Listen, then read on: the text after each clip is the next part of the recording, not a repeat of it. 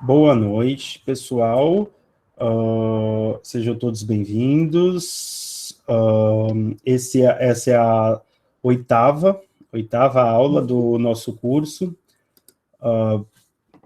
Metamorfoses do Popular, Glauber Rocha e Chico Buarque, telenovela Cidade de Deus. O meu nome é Lindbergh Campos e hoje nós vamos dar continuidade ao nosso curso, né? Na quarta-feira nós conversamos sobre a peça Gota d'Água, uma tragédia brasileira, escrita, a concepção original foi do Oduvaldo Viana Filho, mas ela foi escrita pelo Glauber Rocha, pelo Chico Buarque e pelo Paulo Pontes, em 75. Por volta de 77, ela estreou sob o signo de uma superprodução, uma mega produção. Né? E na quarta-feira nós fizemos uma análise de alguns aspectos do trecho, algumas questões sobre a produção dela, e hoje nós vamos dar continuidade, efetuando essa transição desse terceiro tópico para o quarto tópico, que será dedicado à telenovela, aliás, Hot Santeiro, uma telenovela do Dias Gomes, um dos dramaturgos mais conhecidos, um dos dramaturgos brasileiros mais conhecidos, que não só fez dramaturgia, mas também teledramaturgia, né? Ficou muito conhecido por conta das novelas que ele fez, né? Ou novelas, séries, seriados, uma série de coisas. Né? Ele formou também dramaturgos, ele auxiliou a Rede Globo a montar esse sistema de grades, ele e a mulher dele, a Jeanette Claire, ajudaram a Globo a estabelecer, né, essa fortaleza do entretenimento e da indústria cultural brasileira, nacional popular, para quem quiser também. Então, hoje nós vamos começar a conversar sobre isso.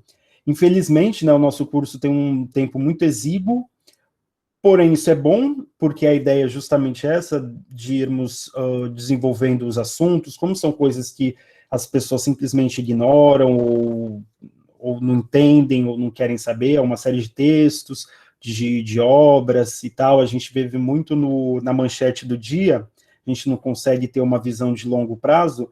Eu acho que é sempre um esforço de fazer com que cursos assim aconteçam cada vez mais e se desenvolvam, né? Então, provavelmente esse curso vai acontecer em um futuro, né? Porque, como eu disse, eu estou trabalhando na escrita, né, desse curso, então, com mais tempo, alguns assuntos que não deu tempo de abordar.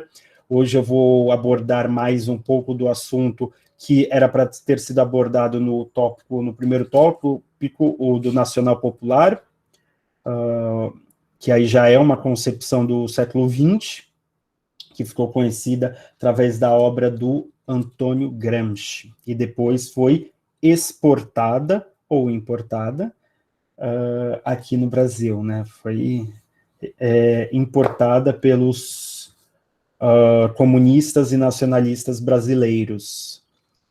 Bom, sem mais delongas, como há muita coisa a ser discutida, eu gostaria de já adiantar que a ideia aqui é entender a obra, pensar a obra do Dias Gomes como uma transição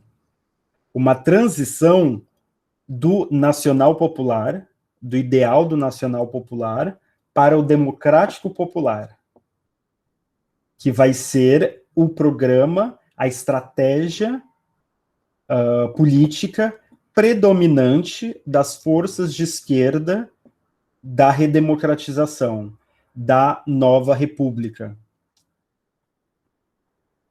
Então, nós temos a Gota d'Água como o auge do nacional popular. Na verdade, o que eu vou tentar fazer agora na transição da Gota d'Água para o Dias Gomes é enxergar, enquadrar a Gota d'Água como uma tentativa de renascimento tardio do nacional popular, em bases já muito precárias. Precárias não no sentido da produção cultural, porque aí, de novo, é Broadway, é superprodução, é uma coisa que foi feita para ser um show business mesmo, no sentido mais forte. E a meu ver, é muito revelador o quanto as pessoas envolvidas naquela produção estavam conscientes disso. E eu tentei enfatizar isso, né, com os diálogos, tanto do Jazão, quanto da maldição profética da Joana. Eu não sei se vocês lembram. Gota d'água, nunca mais, hein, seu Jazão? Aqui, ó, samba, você não engana ninguém, nunca, né, porque ele ia se afastar do povo, porque ele estava sendo assimilado. A ideia aqui, o que eu vou tentar fazer então hoje, é mostrar um percurso da história do teatro brasileiro, que deságua no Dias Gomes e na teledramaturgia. Por quê? Porque a teledramaturgia, a indústria cultural propriamente dita, ela se caracteriza não necessariamente, não só a teledramaturgia e a indústria cultural, mas os inimigos, digamos assim, mais inteligentes, os adversários mais inteligentes, eles se colocam numa oposição aberta. Eles assimilam e neutralizam. Eles contrabandeiam velhos conteúdos através de novas formas.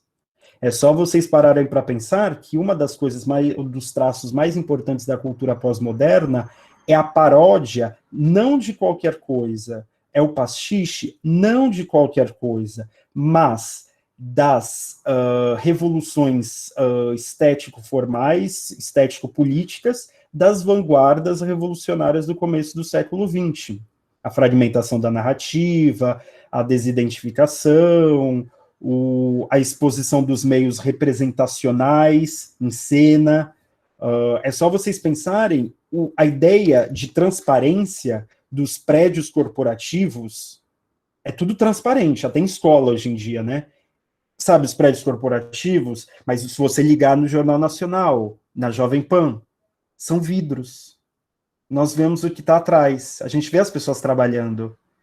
E esses são ferramentas, técnicas, meios que foram criados de destruir a necessidade de ilusão que as formas de arte burguesa implicavam até então.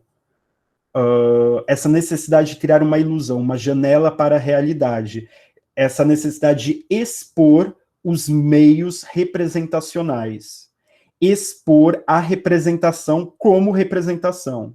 E aqui, representação não é simplesmente um ator em cima de um palco. É o líder. É o herói. É o representante. Né?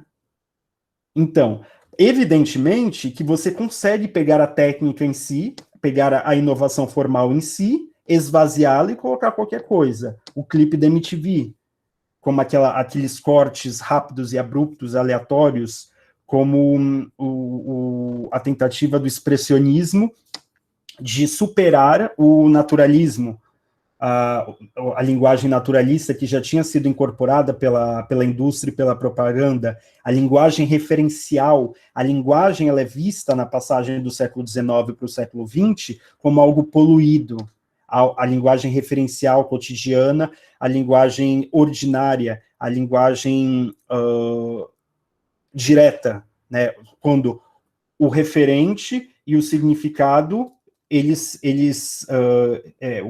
o signo corresponde a alguma coisa no mundo, quando a linguagem corresponde a alguma coisa no mundo.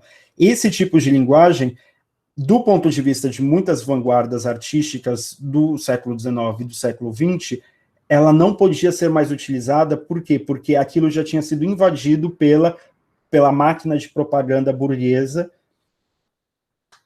e pela indústria e por tudo mais. Então, o expressionismo é uma dessas questões, uma das motivações do expressionismo, por exemplo, é essa.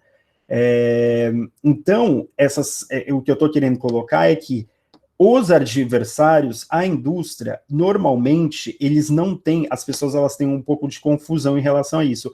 O procedimento não é de, vamos mostrar como o burguês é maravilhoso, o capitalismo é lindo e tudo de bom. Não é isso. Isso daí é a propaganda mais baixo nível, mais cretina, e que normalmente tem pouco efeito. A mais poderosa é aquela que se apresenta como outra coisa, que assimila e neutraliza. Contrabandeia velhos conteúdos através de novas formas. Uhum. E nós vamos ver exatamente como o Dias Gomes vai fazer isso para a Rede Globo. Não que o Dias Gomes seja do mal, gente, não tem nada a ver com isso, ou que o Chico Buarque seja do mal, não é essa bobagem, não é essa mesquinharia. É uma atitude política, é uma. Tem alguma coisa tem muita coisa de condicionamento sócio-histórico, mas também, e isso que é o mais interessante, é a aposta em uma estratégia política equivocada, pelo menos do ponto de vista revolucionário. E uma aposta em uma estratégia política desastrosa, do ponto de vista que eu estou apresentando para vocês, ela produz resultados estéticos igualmente desastrosos. E aí, por isso, eu vou ter que fazer um recuo e mostrar para vocês como é que as formas que o Dias Gomes traz para a Globo, né, e é só vocês pararem para pensar. As novelas do Dias Gomes, ali dos anos 80, 90, elas são imensamente superiores que as novelas de hoje em dia, que duram 4 meses. As novelas, agora, está mudando bastante, porque eles estão tão em crise, esse sistema da Globo, da indústria cultural, está tão em crise por uma série de outras razões, que hoje em dia é difícil acompanhar isso. Mas uma novela, naquele período, durava pelo menos um ano. O próprio Rod Santeiro durou quase 9 meses, foram 8 meses. Hoje uma novela da Globo, mesmo essa Avenida Brasil, que foi uma das mais populares ultimamente, ela durou 5 meses, 4 meses, porque é tudo muito rápido. E eles não conseguem se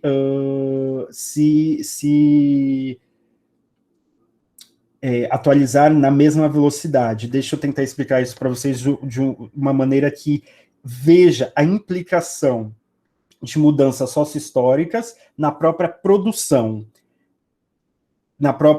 estética, as relações de produção implicando a produção estética. A produção de arte moderna, isso daí é uma coisa que nem dá para fugir, porque é uma coisa que impacta diretamente a arte moderna. A arte moderna não pode ser entendida sem discutir as relações de produção nas quais ela está inserida. Por quê? Porque as implicações são diretas, mais do que em qualquer outra época na história da humanidade. Por exemplo, nos anos 80, você ainda conseguia passar, por exemplo, uma semana com uma historinha de uma carta. Vou enviar uma carta. Vou escrever a carta. Estou escrevendo a carta. Vou enviar a carta. A carta vai chegar. A carta chegou. E aí já foi uma semana, né? Segunda a sábado, já foi uma semana. No mínimo, no mínimo. Hoje você tem o WhatsApp. Um e-mail. Como é que você vai fazer isso? Então, tudo é como se há uma aceleração social que o gênero da novela, ele entra em crise. Ele entra numa crise profunda. E aí ele tem que ser dinamitado, ele tem que ser mais rápido, ele tem que se fragmentar em várias em telenovelas mais curtas, com muito mais personagens, muitos outros núcleos. Também você tem um excesso de atores, né, de pessoas desempregadas que se encaminham para o mundo artístico, porque quando alguém quer se encaminhar ao mundo artístico, o primeiro lugar que bate a porta é o teatro, porque parece que não precisa de muita coisa, né? Não é essa a impressão? Parece que não precisa de muita coisa, né? Mas a gente sabe, né? Quem conhece um pouco de teatro sabe que não é bem assim, né? Que hoje em dia está assim. Mas, na verdade, para você quer ser um ator, você precisa de muita coisa. Tem isso. Há também o aspecto da fragmentação em séries, seriados, né? Então, você tem infinitos seriados, né? Que vão substituindo. Por enquanto, eles coexistem, ainda não sabemos como é que vai acontecer, se a fórmula da telenovela vai sumir, mas ela já enfraqueceu muito, né? Enfim, basicamente é só para vocês verem essa relação. O Roque Santeiro foi, e eu acho que não por acaso, a novela de maior audiência da história da televisão brasileira. Maior audiência, de longe, de toda a história. Não passou... não foi superada ainda por nenhuma, e provavelmente não será, porque a Globo ela tinha um grande monopólio que talvez esteja com seus dias contados. Não que o que está se desenhando seja muito melhor também. Bom, vou começar aqui para a gente fazer a transição, fazendo essa pequena história do teatro brasileiro moderno. Começando pela Gota d'Água, de onde a gente terminou. A Gota d'Água, ela é em si um momento de metamorfose da cultura popular brasileira. Por quê? Ali nós encontramos a tentativa explícita de renascimento da cultura nacional popular, porém, desde um nível muito mais rebaixado, quase no vácuo. Porque se no começo dos anos 60, final dos anos 50, anos 60, principalmente ali no governo Juscelino, você ainda tinha massas, algumas massas urbanas mobilizadas, ligas camponesas se formando, toda essa questão, alguns setores da pequena burguesia e e nacionalista querendo algum nível de reforma, né, mais estruturantes. Nos anos 70, pós-milagre econômico, isso daí já não tinha de jeito nenhum, não tinha... O AI-5 ele estava em pleno vapor. Há um livro que ele é muito interessante, está na bibliografia do curso, que é esse daqui. Herói Mutilado, Roque Santeiro e os bastidores da censura TV na ditadura, dessa moça chamada Laura Matos. Esse livro é uma preciosidade, não por conta de alguma análise tal que ela faz, mas dos documentos da ditadura, das circunstâncias da produção do Roque Santeiro, porque eu não sei se vocês sabem, mas eles estavam tentando emplacar o Roque Santeiro desde 75, e só conseguem em 85, quando começa a Nova República. O Roque Santeiro é a coroação da Nova República. Ele é a marca da Nova República. Ele é a Nova República. Né? A transição da hegemonia se vocês quiserem, no mundo político partidário, do PC para o PT. Né? Do Nacional Popular para o Democrático Popular. É uma metamorfose muito crucial que aconteceu ali naquele período e que é o que marca o nosso dia de hoje. Né? Então tá. Então a Gota d'Água ela é de 75. Estreia 77. No que tange a ambição estético-política, ela é uma superprodução broadwayzante, ok? Sem Broadway. Esse é o problema. É uma produção broadwayzante, né? Números, danças, uma superprodução mesmo, mas sem a Broadway. Não tem Broadway no Brasil, nunca vai ter. Né? Ainda bem. Né? Tentaram ali, né, na Brigadeiro Luiz Antônio, aqui em São Paulo, mas eu acho que não foi muito para frente.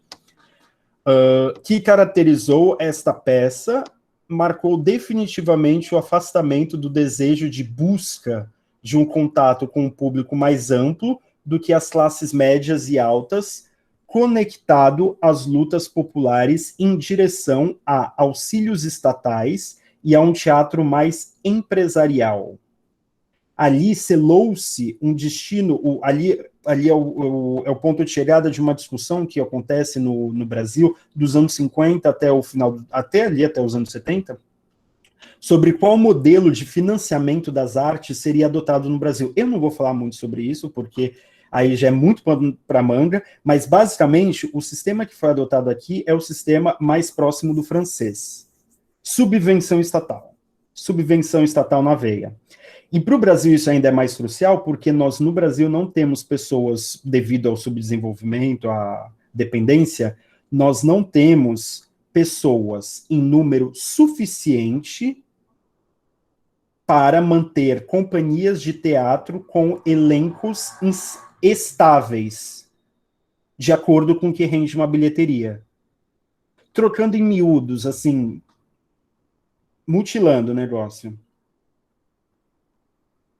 No Brasil, a cultura minimamente exigente, ela não consegue se reproduzir enquanto mercadoria sem a ajuda estatal. Por quê? Porque o povo brasileiro não reconhece aquilo como socialmente relevante. Não reconhece. Então, o que o povo brasileiro reconhece como socialmente relevante é outra coisa. Então, o pessoal do teatro teve que, vocês vão ver aqui na historinha que eu vou contar, teve que se haver com isso. Teve que se haver com isso, e isso daí tem um impacto muito profundo nas próprias produções. Né? Tem a ver com a deformação do país, né? Que a gente tem conversado sobre isso. Ou seja, no Brasil, sem dinheiro estatal ou empresarial, você não faz nada. Esqueça. Esqueça. E é engraçado, não é engraçado, né? É terrível. Há um livro, é que não está aqui. Ai, eu devia ter trazido para mostrar para vocês. Ai, tem algum lugar aqui nas minhas estantes, mas é um livro muito bom, esgotadíssimo, ninguém fala dele e tal, mas se chama A Privatização da Cultura, que foi publicado pela Boitempo, é de uma taiwanesa, se eu não me engano, que fez uma pesquisa de doutorado em Londres, se eu não me engano, e é um livro preciosíssimo, que alguém deveria fazer um livro desses no Brasil. Ela vai mostrando ali como, dos anos 80, ela vai fazer uma periodização, né? E aí ela começa, acho, nos anos 60, mas aí o mais importante, dos anos 80 e 90. Ela mostra que até as premiações de teatro, de dança, de tudo isso, elas são dadas por corporações. E ela mostra que como essas premiações, esses editais, tudo isso, essas verbas, são fornecidas por empresas, nunca antes na história da humanidade, as corporações, as grandes corporações, tiveram tanto poder no que tange ao gosto e à seleção do que circula e não circula, do que é consagrado e do que não é consagrado em termos de arte. Não só isso, ela também vai mostrando como acontece, como opera como é a lavagem de dinheiro, que opera através de, por exemplo, um crítico de arte chega e fala que um rabisco vale 500 mil euros.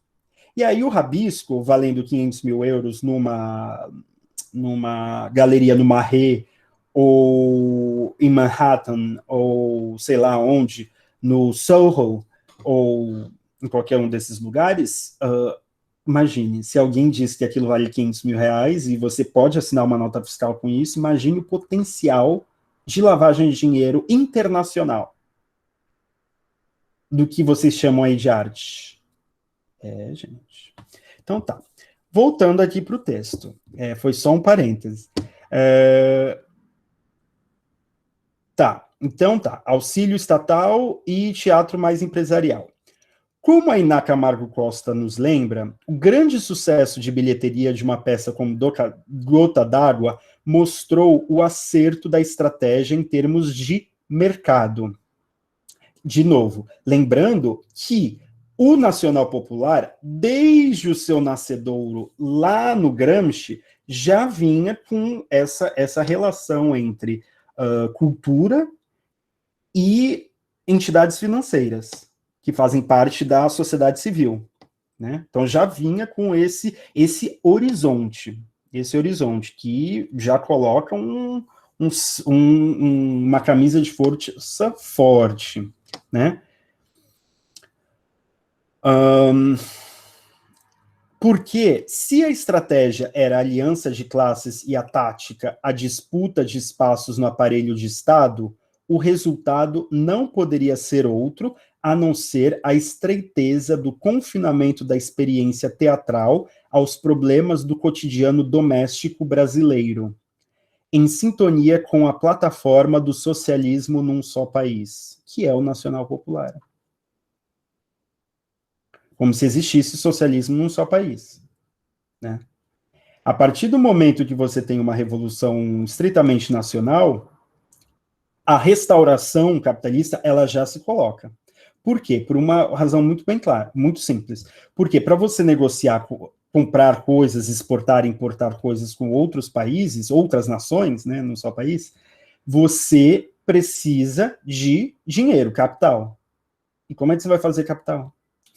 Já começou a restauração. Parece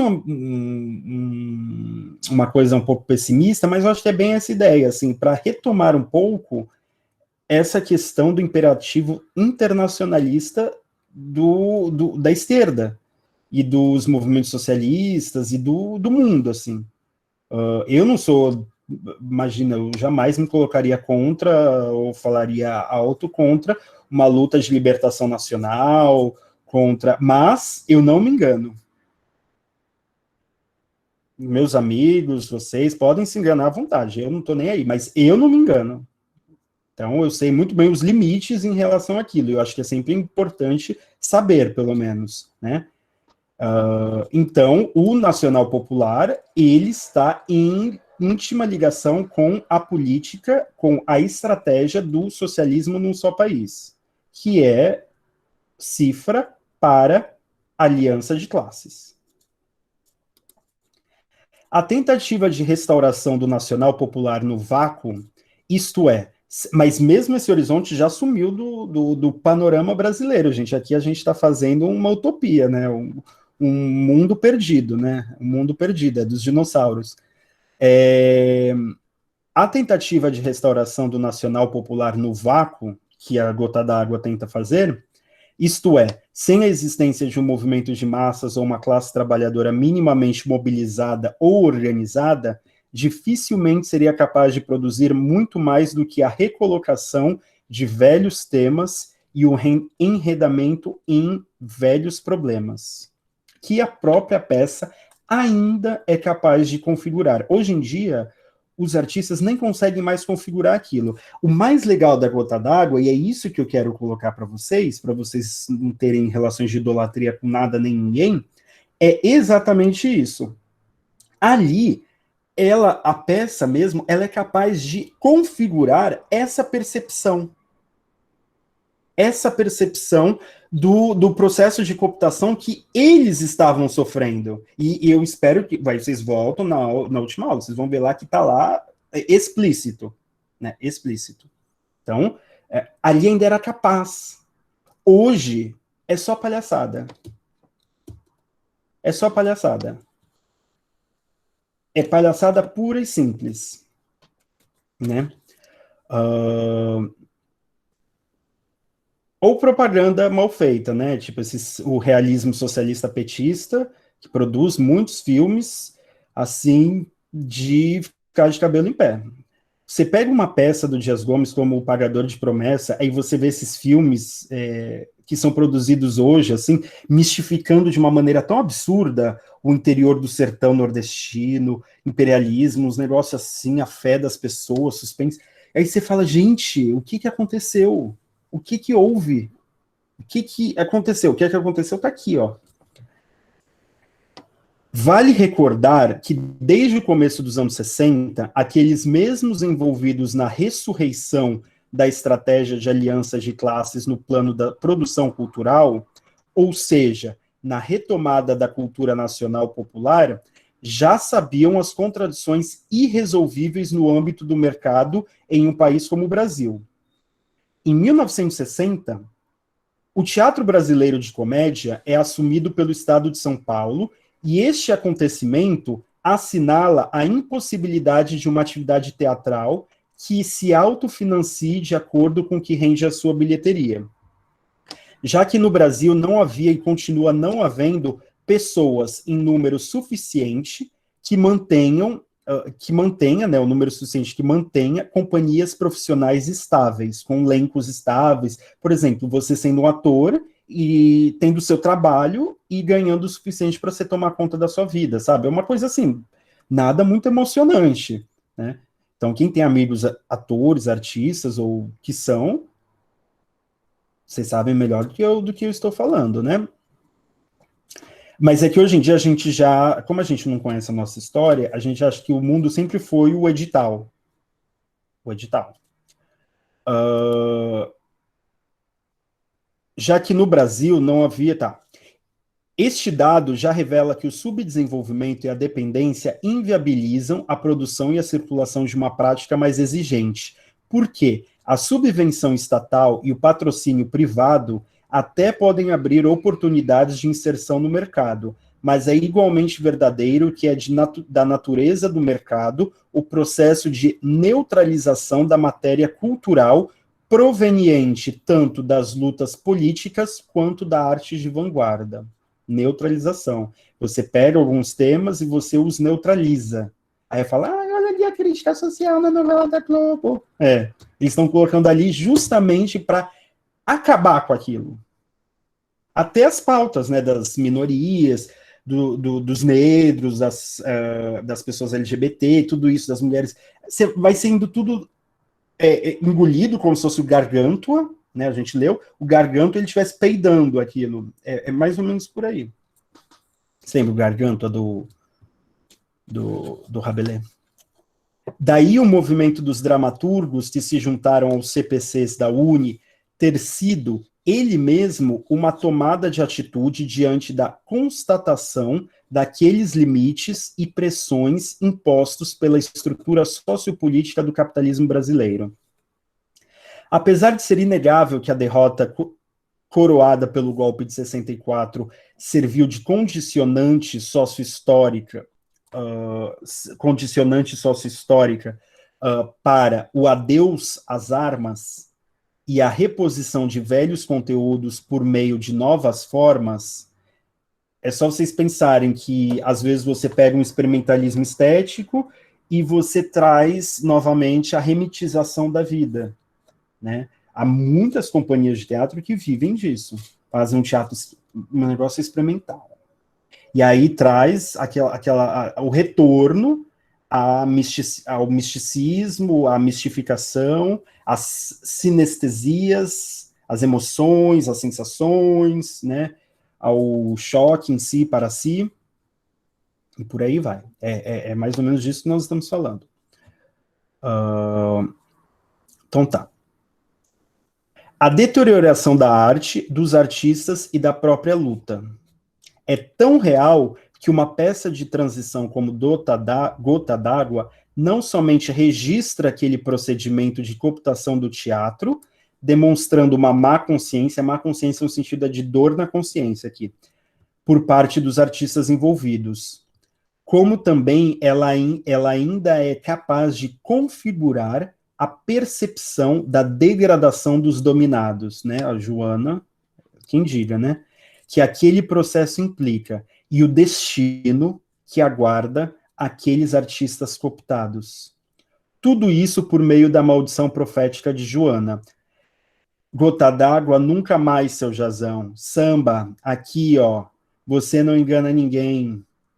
Vocês se lembram daquele trecho em que o Jazão está falando que ele fica discutindo, a gente até leu esse trecho, o Jazão fica discutindo com... Ai, qual é o nome do homem? com Creonte, sobre o trabalhador indo trabalhar, esperando o trem? Tem uma música do Chico Buarque, né? João Pedreiro esperando o trem, ele está esperando o trem da Revolução, né? Outras coisas. Compara aquilo com os CDs do o Carioca, por exemplo, o CD do Chico nos anos 90. Vocês vão entender de onde é que vem a metamorfose do popular. É só seguir a trajetória do Chico Buarque. Ali fica muito evidente, né, que ele olha para a matéria brasileira, para o povo brasileiro e fala: o que aconteceu conosco? Né? Há um olhar um pouco preconceituoso, eu acho, né, também, né, porque também achar que ali no passado, como estou mostrando aqui, era uma coisa muito também emocionante, né, enfim, mas é uma dica também para quem quiser ver isso na trajetória do próprio Chico, né, que é alguém que refletiu sobre esse processo, né? No entanto, para compreendermos melhor a especificidade do desejo da constituição de uma dramaturgia nacional popular no Brasil, precisamos ter uma visão do conjunto e, consequentemente, fazer um recuo até a inauguração do Teatro Brasileiro de Comédia, em São Paulo.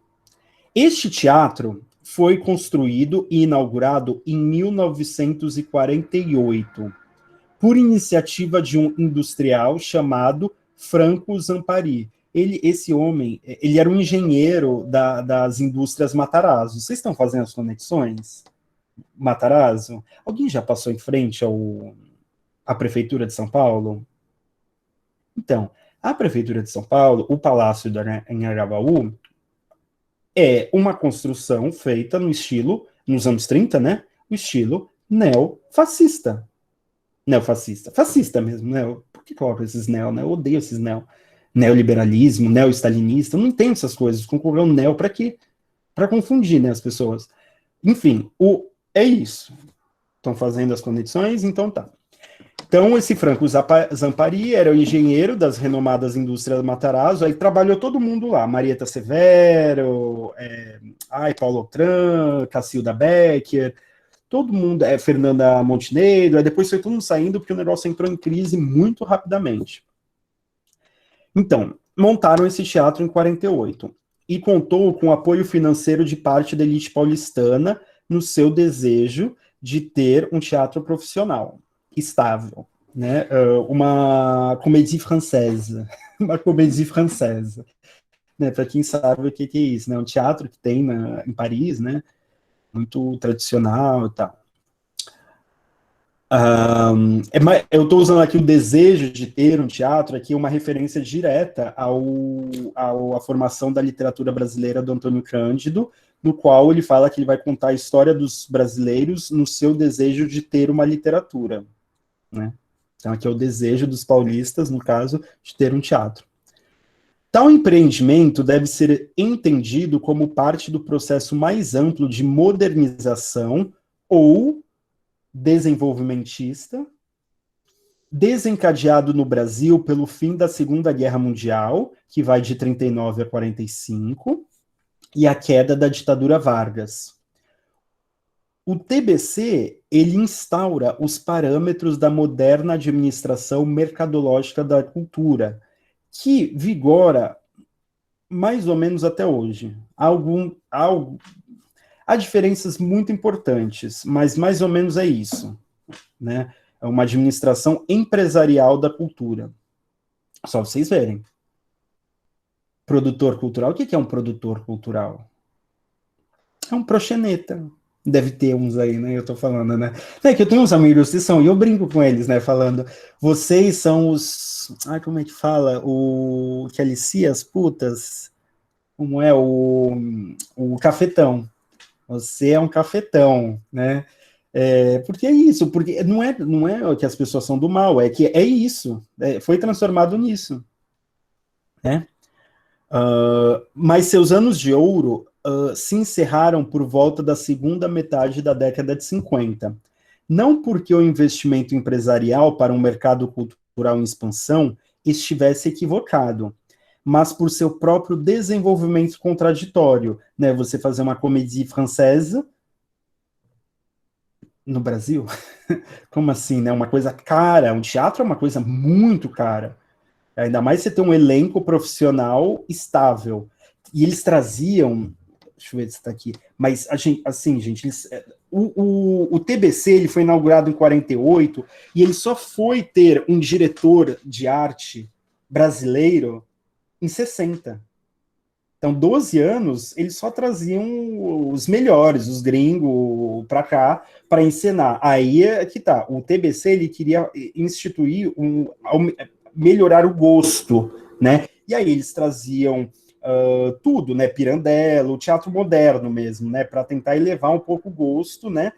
Digamos assim, o Delcio de Almeida Prado, que é um crítico de teatro, ele fala que finalmente o público brasileiro, nos anos 60 e 64, mais ou menos 62, conseguiu entender um drama naturalista, né, que tinha estreado na Europa em 1902, né, 60 anos, assim, de diferença apenas, né? Mas, enfim, a ideia era essa, aí traziam, o repertório era principalmente europeu, Sartre, Ionesco, Pirandello, o teatro Arthur Miller, tinha muita coisa de esquerda também, muita, mas sempre nesse esquema, né? Você pega a carcaça e esvazia das circunstâncias políticas, né?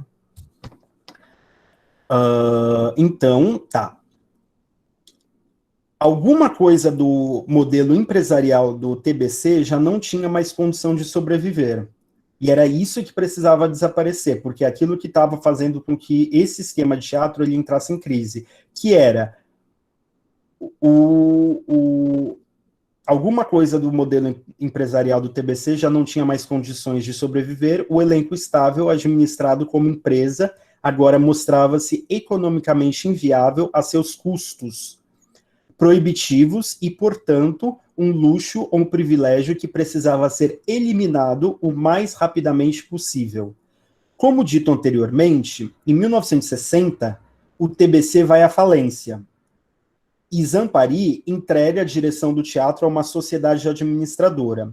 A direção artística a Flávio Rangel, que é o primeiro brasileiro, né? Primeiro diretor brasileiro a assumir a companhia. E o empreendimento consegue uma sobrevida graças a uma espécie de guinada do TBC. Se antes ele só encenava Ionesco, Sartre, Arthur Miller, a gringaiada toda, essa coisa de exportar, né? Se lembra dessa coisa de exportar que a gente discutiu, né? Exportar, importar, né? Importar, no caso, era coisa boa, né? Estava importando. Bom, mas aí sem reflexo nenhum, aí fica uma coisa meio sem... nem dura no tempo, né? Uma coisa que você tem aquele negócio e depois já some, né? Não constrói nada, né? É muito nosso interesse por novidades, né? O mercado editorial brasileiro é uma Babel completa, né? As pessoas mal começaram a terminar o frenesi sobre um autor que acabou de chegar, mal esgotou um pouquinho do frenesi e já está em outro, aí já é outra moda, e já vai e nada se forma, né? Enfim. E aí o TBC ele tem essa virada, ou virada nacionalista que eles falam, que é em 1960, quando ele... Por quê? Por várias razões.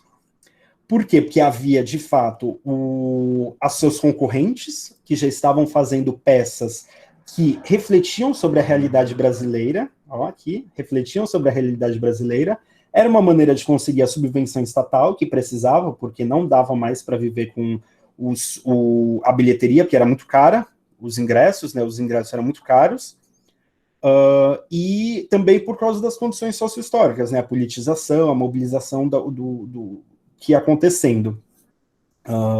E também por causa do seu principal inimigo, primo pobre, que era o teatro de arena, que era o seu primo pobre brasileiro, né? Também estava fazendo muita pressão. Então, o que acontece? Quem é o primeiro autor que vai estrear no TBC na sua virada nacionalista? Adivinhem? Dias Gomes, claro, nosso querido Dias Gomes, está em todas esse homem. Onde ele encosta vira ouro. Esse homem, olha, nasceu com fiofó para a lua. Inicia-se, assim, a fase nacionalista do TBC com a montagem de O Pagador de Promessas, de 1959, que estreia em 1960, do Dias Gomes. Será que é... Atenção, pergunta retórica. Será que é possível dizer que a virada, tendo em vista um teatro mais nacional e popular, foi o que conseguiu manter por mais tempo aquele arranjo de gestão cultural e empresarial arcaico, né? Muito provavelmente, e isso é fundamental, de fundamental importância para o nosso argumento, que vai culminar na consagração de Dias Gomes como um grande expoente da teledramaturgia produzida sob o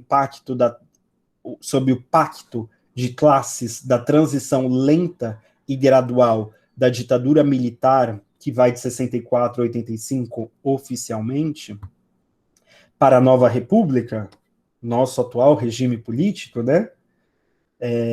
Então tem uma continuidade aqui, não tem nenhuma ruptura, ainda não teve, né?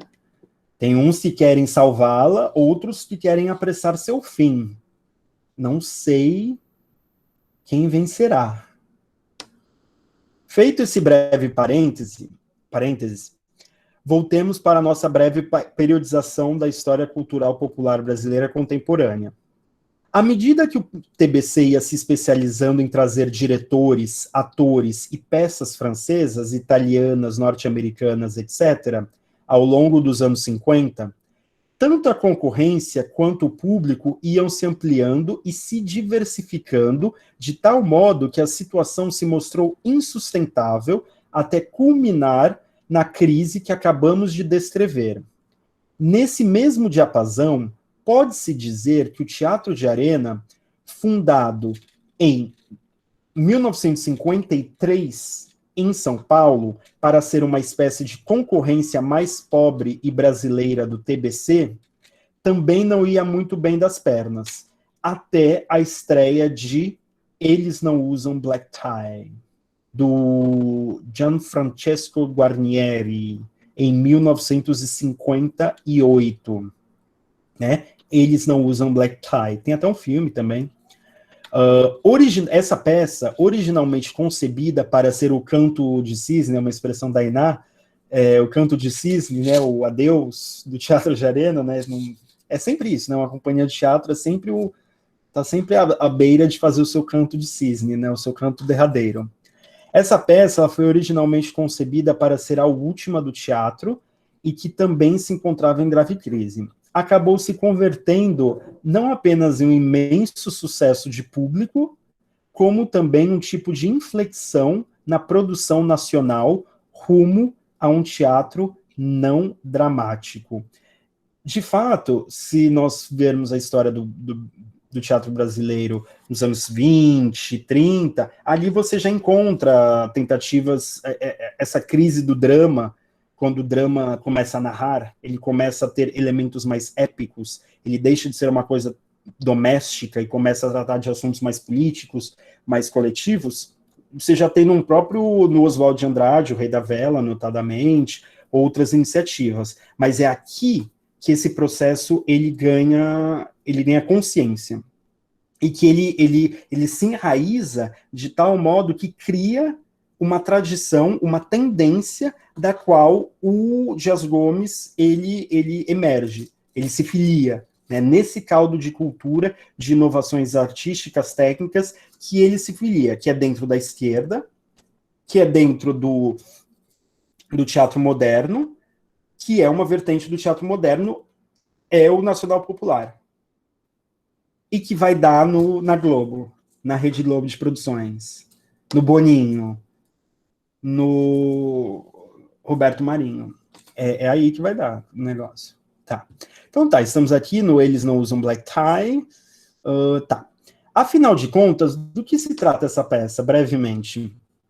Essa peça trata de um evento épico, narrativo, coletivo, ligado à esfera pública, por excelência. Ela trata de uma greve operária. Mas ainda em registro dramático, isto é, doméstico. Ou seja, vocês estão vendo, é daí que sai a evolução das formas literárias, artísticas. É quando a convenção ela entra em crise. A sociedade entra em crise e as suas próprias convenções entram em crise. Se lembra do Boal falando que você não tem como fazer um teatro revolucionário sem estar com uma sociedade estável? Então, a mesma coisa aqui. Ou seja, havia uma pressão por parte da condição socio-histórica do Brasil, das circunstâncias socio-históricas do Brasil, para você abordar a agitação, a radicalização política, e ao mesmo tempo que você tinha era o teatro de conversação, da sala de estar, da sala de visita, do drama pessoal, né? Como convenção, como norma, né? Tanto é que você pega os registros, alguns críticos de jornal falam, mas isso não é teatro. Imagine, não está a eloquência, a tomada de decisão, a peripécia, a unidade de ação, de tempo, de tudo. Vocês estão loucos? Um amigo meu, até quando eu veio da França e tal, eu mostrei uns teatros de grupo aqui de São Paulo, ele falou, mas vocês não têm teatro, não? É sempre essa coisa meio carnavalesca, né? Tem música, não tem palco, não tem nada, não tem teatro aqui. Então, é isso, é uma concepção muito arraigada do que é o teatro, né? Então tá. Então, é uma greve, só que ainda o assunto é épico, mas a forma é dramática. Contudo, é verdadeiro afirmar que foi justamente esta crise instaurada pela contradição entre forma dramática, diálogo interindividual, sobre uma decisão pessoal dentro de um contexto familiar, lembrando das tragédias, família, crime de sangue, tomada de decisão individual, blá, blá, blá. E conteúdo épico. Então, forma dramática, conteúdo épico. Eles não usam black tie, então o interessante é que você tem essa crise entre forma dramática, o conflito familiar, e conteúdo épico, greve operária. Então, o motor da discórdia privada é a deflagração de uma greve, só que não é a greve que entra em cena, ela, na verdade, nem entra em cena. O que acontece é que dessa crise abriu a possibilidade para que a tendência nacional popular do teatro brasileiro florescesse. Por quê? Vamos recordar uma coisa brevemente. O drama do Tião, que é a personagem principal, é um jovem operário que fura a greve por medo de perder o emprego e não poder prover para a sua namorada que se encontra grávida. Essa é a história. É o drama do jovem operário que está furando a greve. Então a greve já dançou, né? Já dançou, não tem mais greve, não tem mais épico. Agora é o drama familiar do indivíduo, do sujeito. O conflito familiar envolvendo o mocinho, seu pai, e o pai dele é o líder da greve, então já imaginou que procó, né, dentro de casa. E a sua namorada, que o incita a ir à luta e que termina por abandoná-lo porque não... enfim, tem todo o drama familiar ali, né? Tem um filme também. Há um filme.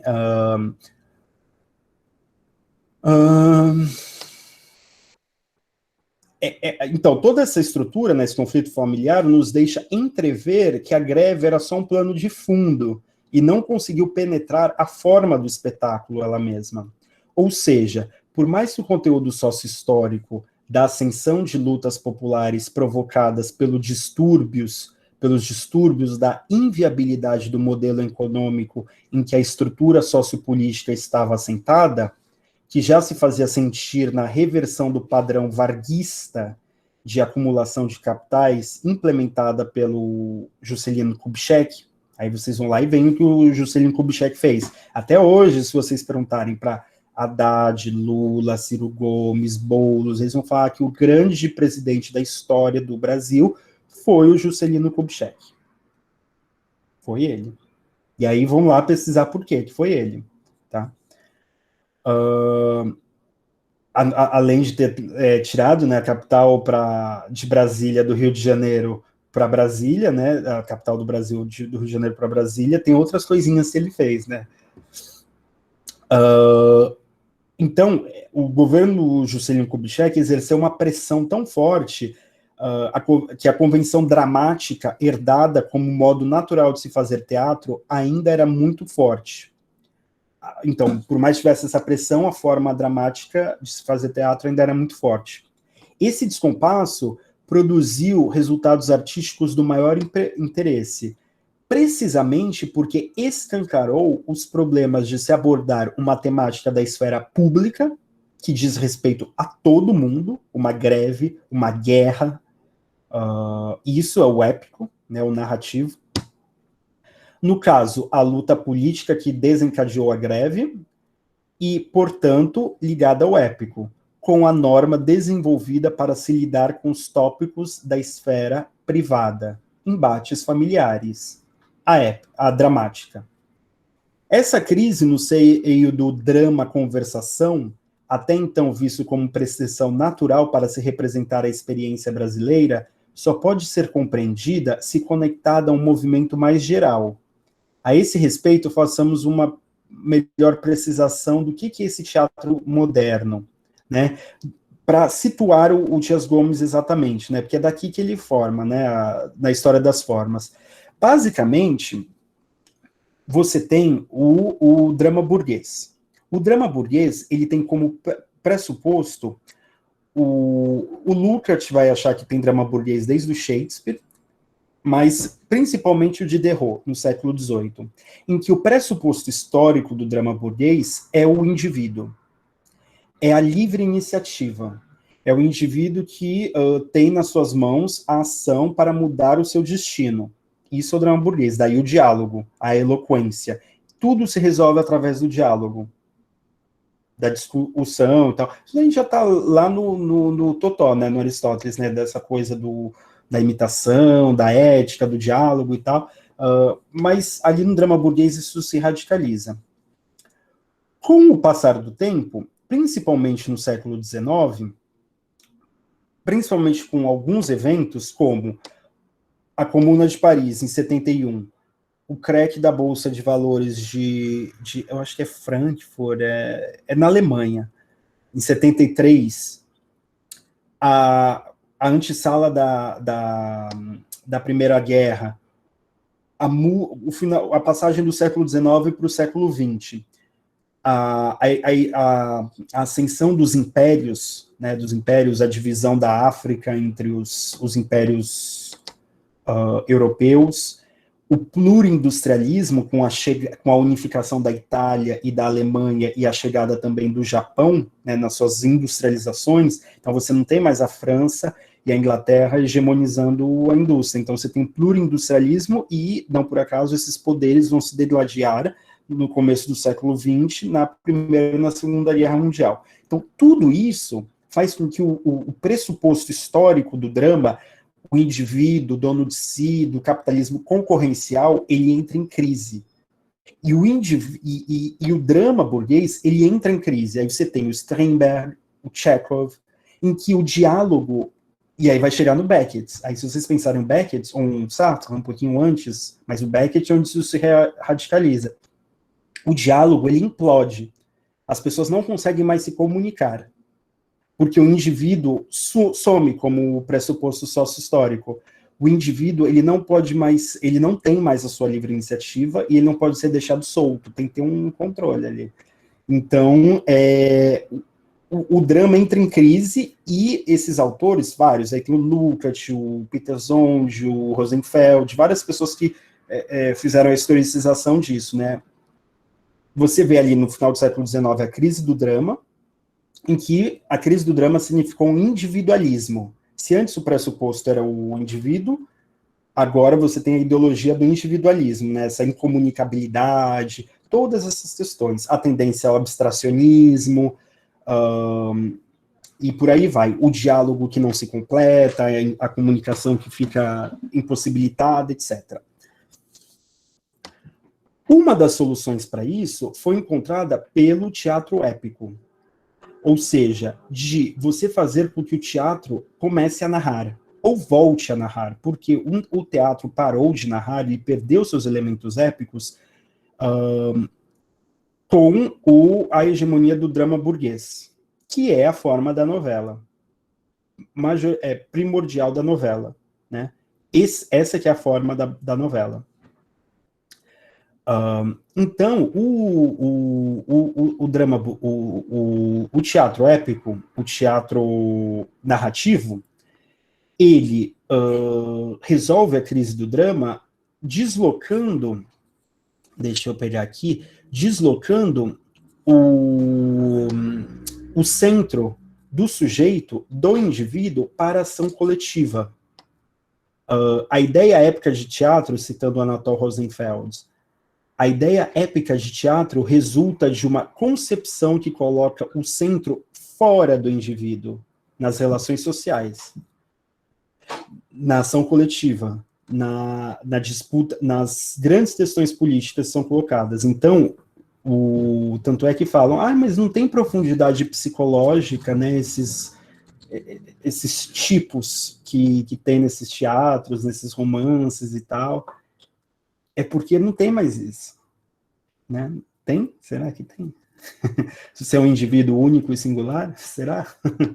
Então, há controvérsia. Bom, então, essa sistematização do longo e complexo processo de desenvolvimento e saltos em direção a um teatro moderno demonstra, primeiramente, que o surgimento de formas artísticas está intimamente vinculado a abalos nas configurações das formas objetivas que lhes serviam de chão. Tanto a consolidação da sociedade burguesa ensejou sua forma teatral correspondente, quanto a sua subsequente crise produziu uma falha nesta convenção cristalizada como norma. Tal visão do todo tem o intuito de posicionarmos o teatro de Dias Gomes e a sua posterior teledramaturgia dentro de uma tendência local, a cultura nacional popular brasileira, e de um movimento mais geral, o da sociabilidade capitalista, no seu conjunto, né? Feito isso, passemos a identificar e explorar alguns elementos cruciais da sua produção. Dias Gomes como um dramaturgo nacional popular.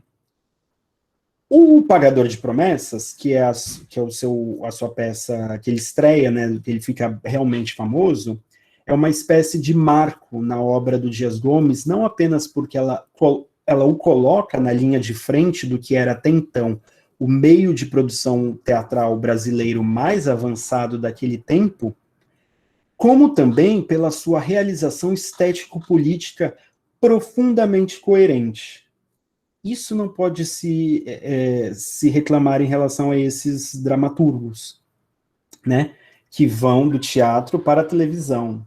E aí qualquer coincidência com os políticos que vão da guerrilha e das manifestações de rua para os palácios, não é mera coincidência na Nova República, né? É como se ali tivesse sendo celebrado um pacto que os bolsonaristas querem romper, né? Um pacto de cultura progressista e economia liberal, sob uma democracia de baixa intensidade, para usar o termo lá do André Singer, cientista político que foi porta-voz do Lula, primeiro governo Lula. Então, voltamos aqui. Em outras palavras, o Dias Gomes é um representante da tendência nacional popular do teatro moderno brasileiro. Ele faz teatro épico, ele sabe como fazer.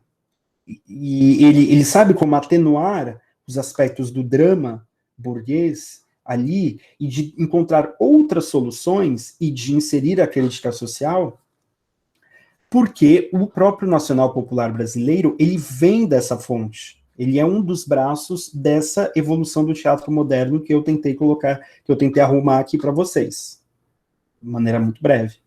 Ok? Então, ele é daí o Olavo de Carvalho está falando, a cultura brasileira é toda de comunista, que não sei o que, não sei o que lá. Em certo sentido, ele tem razão.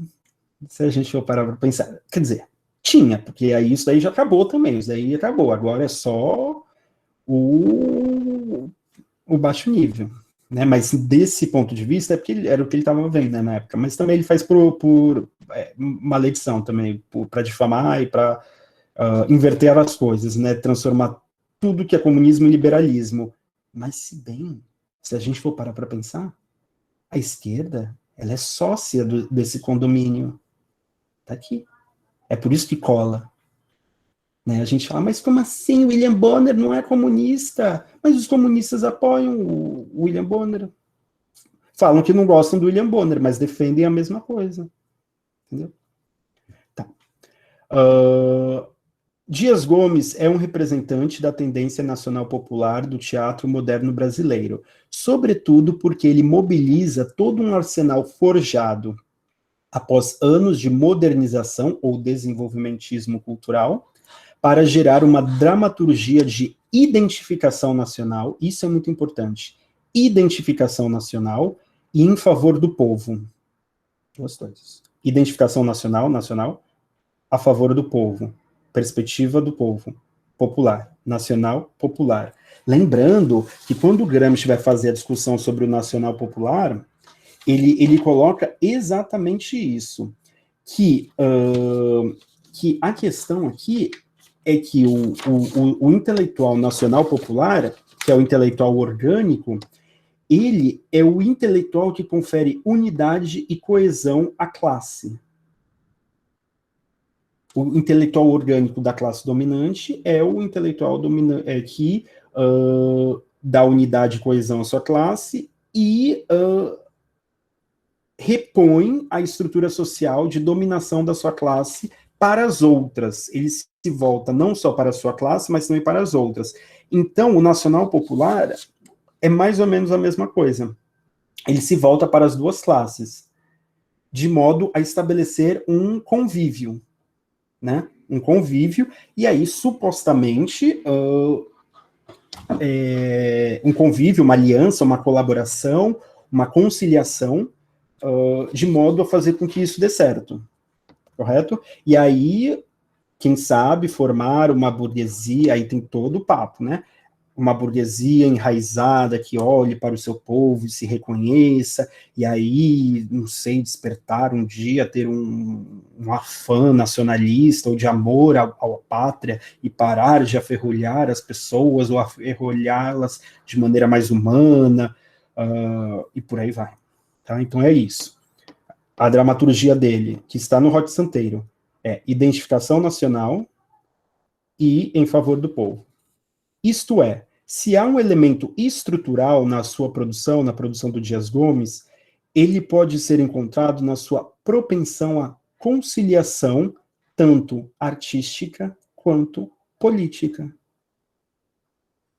Por quê? De novo, ele conhece essas formas que foram produzidas na evolução, no desenvolvimento do teatro moderno, principalmente nas soluções que foram criadas para a crise do drama. E ele faz com que isso conviva com conteúdos duvidosos, para dizer o mínimo. E aí ele consegue fazer essa articulação sinistra. Que vocês vão ver, eu vou dar um exemplo agora. O Pagador de Promessas. Quem não assistiu o filme Pagador de Promessas, eu recomendo fortemente. Eu li a peça. Eu vou falar mais da peça, na verdade. Eu vou falar mais da peça. Mas o filme também é muito interessante. A história, qual é a história? Bem brevemente. É do Zé do Burro. O Zé do Burro. Basicamente, ele é um proprietário sertanejo do interior da Bahia, que, no afã, no desejo, no sentido de pagar uma promessa a Yansan, a Santa Bárbara, uma promessa que ele fez no terreiro do candomblé, que ele participa, porque houve uma tempestade, o burrinho ele se machucou, e ele fez essa promessa de que ele iria pegar a propriedade dele e dividir entre alguns lavradores e carregar uma cruz pesada lá do interior da Bahia até o altar da igreja de Santa Bárbara, no Pelourinho, ali no centro de Salvador, carregando a cruz. Então tá. E aí, o burrinho dele, o burro Nicolau, ele é salvo e tal, pretensamente graças a Yansan, Santa Bárbara, barra Santa Bárbara, Yansan, barra Santa Bárbara. Então, ele andou cerca de 42 quilômetros em 24 horas, com uma pesada cruz, a fim de ofertá-la ao altar da Santa Bárbara, em Salvador. Além disso, ele também promete e cumpre a divisão da sua pequena propriedade entre os mais pobres da região, né, os lavradores, na verdade, da propriedade dele. Em Salvador, todavia, se defronta com a recusa do vigário, do padre, pois, ao ficar sabendo que Zé do Burro fez a promessa em um terreiro de candomblé e sob circunstâncias bastante pagãs, o Zé do Burro fica a ver navios. Por quê? Devido à negativa do padre. Né? O padre fala, não, isso aí não tem como, né? E aí você tem a intransigência de ambos, tanto do padre quanto do Zé do Burro. Ele quer porque quer deixar a cruz dele lá e pagar a promessa dele, terminar, e o padre não quer de jeito nenhum. Né? Além disso, a ingenuidade da fé do Zé do Burro, né? Ele permanece um tempo na cidade, né? Faz com que a fé dele, a ingenuidade da fé dele, seja instrumentalizada pelos praticantes do candomblé de Salvador, que vem ali uma oportunidade para denunciar a atitude discriminatória da Igreja Católica, até o repórter embebido por uma mentalidade quantificadora que quer registrar um recorte, um record, né, Guinness Book, e utilizar a divisão da propriedade como peça de propaganda para a reforma agrária. Tá vendo? Zé, como bom herói mítico à brasileira, toma a decisão trágica, né? Essa coisa do herói trágico, da sua intransigência, ele vai até o final, é a cegueira, né, trágica do herói, né? Não adianta que fale para Joana, ela vai que vai. Antígona, e por aí vai. O Prometeu, do Westmo, ele toma a decisão trágica e resolve entrar na igreja de qualquer jeito para pagar a sua promessa.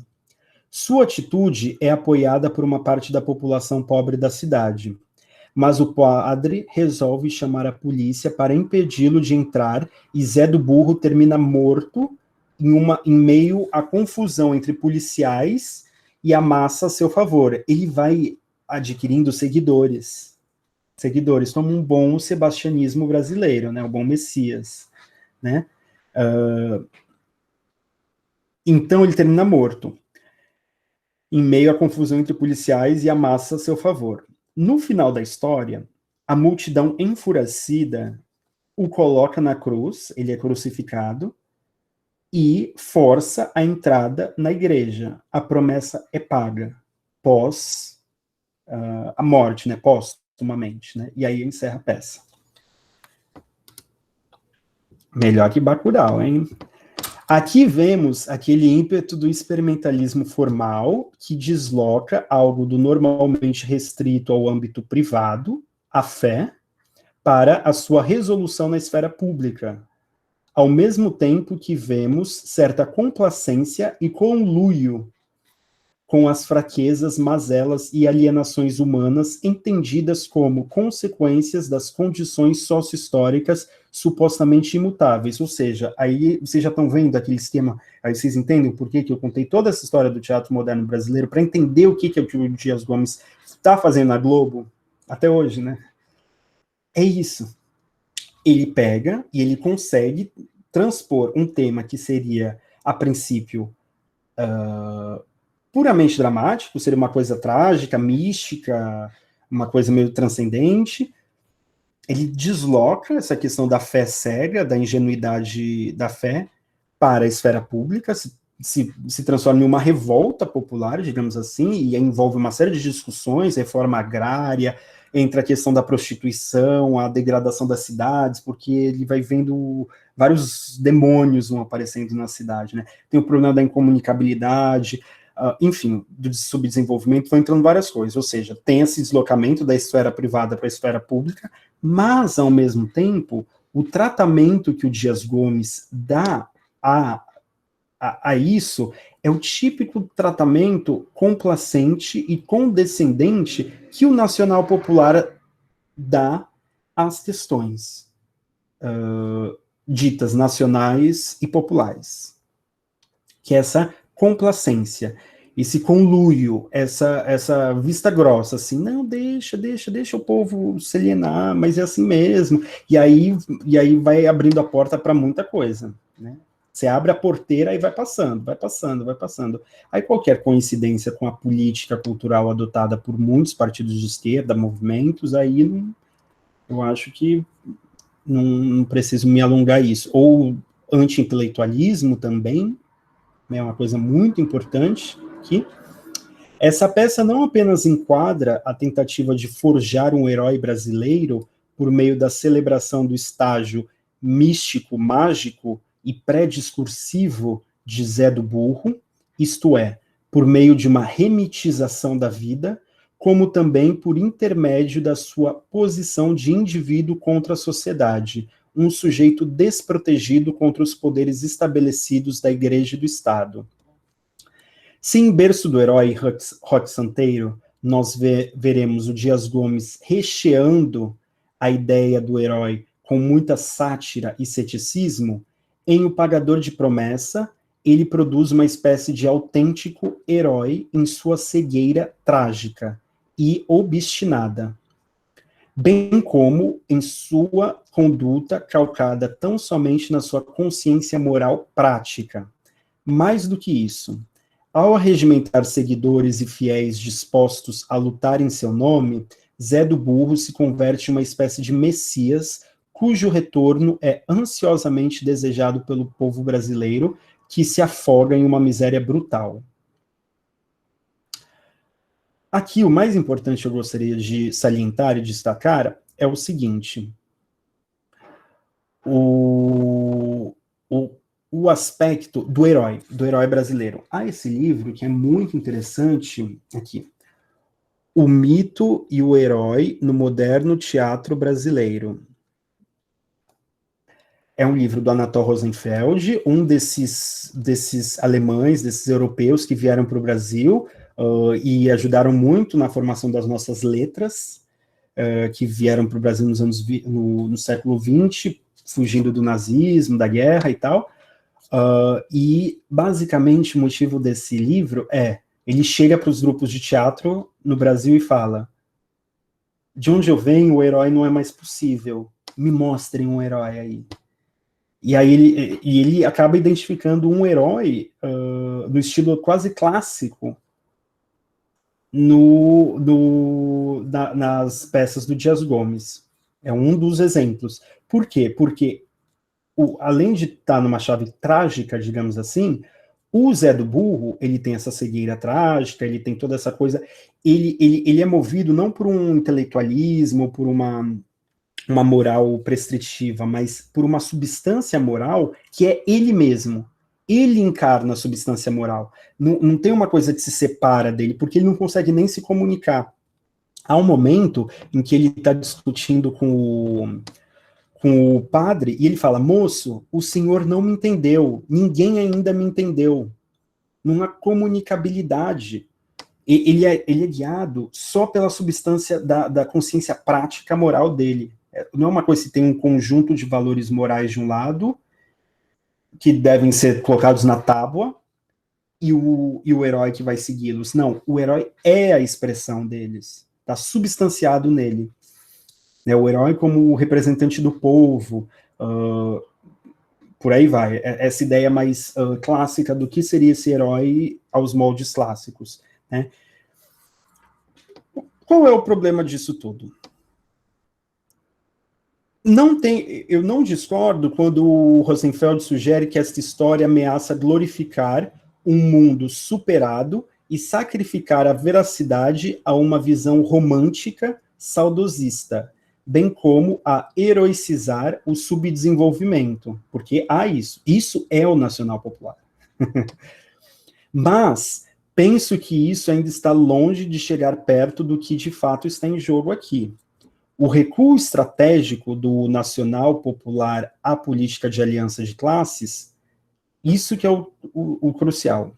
Este espetáculo e as suas condições de produção na fase nacionalista do TBC, a partir de 1960, assinalam a sua adesão e fidelidade ao projeto de constituição da já referida dramaturgia nacional popular. Se é correto afirmar que nessa peça de Dias Gomes há reposição da impossibilidade do diálogo no drama em crise, né, que nós comentamos, então aqui essa impossibilidade do diálogo do Zé do Burro e o padre, o vigário, ela é recolocada aqui, né, mais ou menos aos moldes do Strindberg, do Chekhov, do Sartre, e principalmente do Beckett, né, aqueles fins de partida, eu esqueci o nome do outro, mesmo os romances, né, a trilogia lá, ele tem, é sobre isso, né, essa incomunicabilidade. É igualmente correto postular que a incompreensibilidade mútua está a serviço das preocupações e inquietações caras ao público do TBC. Se lembram? O TBC? Que foi criado pela elite, para a elite de São Paulo, e que tem a sua fase nacionalista para ver se tem uma sobrevida. Por quê? O público do TBC estava muito longe de ser popular. Então, de novo, a gente está voltando lá na ideia do nacional popular do Gramsci.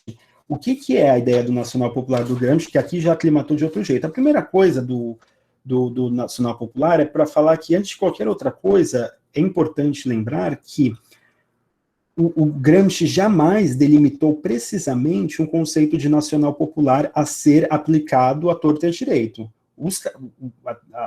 As ideias do Gramsci como um todo. Por isso é um autor que eu não trabalho muito também, porque eu acho que é muito complexo. Ele dá para você fazer qualquer coisa com o sujeito, porque ele não publicou quase nada. Então, ali tudo está de uma maneira que você pode ler de uma maneira social-democrata, quanto de uma maneira super-revolucionária. Então, é tudo muito difícil ali de sistematizar. Mas dá para inferir algumas coisas, né, por causa da construção do nacional popular, através dá para fazer uma definição, né, através com quem ele está dialogando e com a articulação de conceitos que ele traz, né. Ele articula principalmente ideias muito específicas sobre o Estado, literatura nacional, intelectual orgânico, partido, essas coisas.